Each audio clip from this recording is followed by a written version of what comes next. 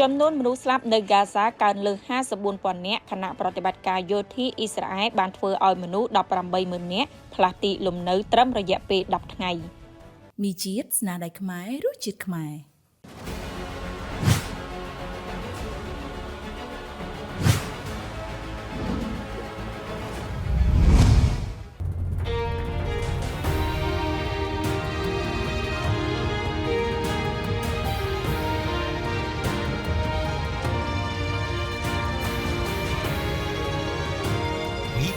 ឆ្លុះបញ្ចាំងពីឧត្តមភាព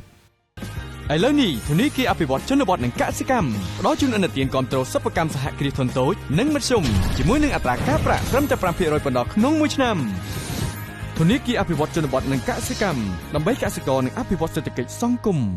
ក្រសួងសុខាភិបាលប្រចាំតំបន់ហ្គាហ្សាបានប្រកាសនៅថ្ងៃអង្គារនេះថាស្ថិតិមនុស្សស្លាប់ជាជនជាតិប៉ាឡេស្ទីននៅក្នុងតំបន់ហ្គាហ្សានេះបានកើនឡើងលើសពី54 ពាន់នាក់ហើយបើគិតចាប់ពីហេតុការណ៍ផ្ទុះជម្លោះដាក់គ្នារវាងក្រុមហាម៉ាស់និងអ៊ីស្រាអែលក្នុងរយៈពេល24 ម៉ោងចុងក្រោយនេះមានជនប៉ាឡេស្ទីនចំនួន79នាក់ត្រូវបានសម្លាប់និង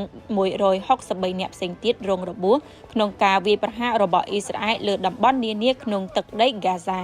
ក្រសួងសុខាភិបាលបាននិយាយក្នុងសេចក្តីថ្លែងការណ៍ថែមទៀតថាស្ថិតិទាំងនេះមិនរាប់បញ្ចូលចំនួនមនុស្សនៅតាមមន្ទីរពេទ្យនានាក្នុងខេត្តភាគខាងជើងហ្គាហ្សានោះទេដោយសារតែមានការលំបាកដើម្បីចូលទៅកាន់ទីតាំងទាំងនោះគួរបញ្ជាក់ថាចាប់តាំងពីអ៊ីស្រាអែលបានបន្តយុទ្ធនាការយោធារបស់ខ្លួនពីថ្ងៃទី18 ខែមីនាមានជនប៉ាឡេស្ទីនចំនួន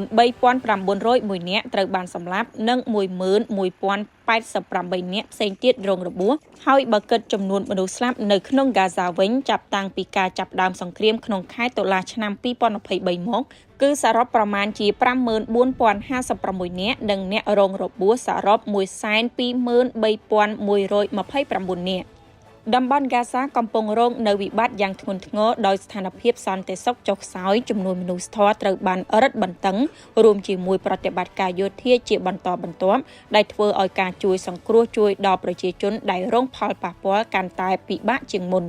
យោងតាមអង្គការទេសន្តប្រវេសន៍អន្តរជាតិហៅកាត់ថា IOM បានឲ្យដឹងថាការវាយប្រហាររបស់អ៊ីស្រាអែលលើតំបន់ហ្គាហ្សាបានបណ្ដាលឲ្យប្រជាជនប្រហែល 18,000 នាក់ត្រូវបង្ខំចិត្តឲ្យផ្លាស់ទីលំនៅក្នុងរយៈពេលត្រឹមតែ10ថ្ងៃប៉ុណ្ណោះ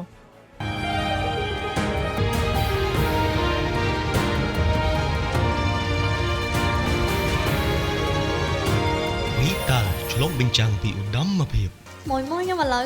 សួរហៅតែមីជាតិឆាសុតមន់ទេយាយម៉ាន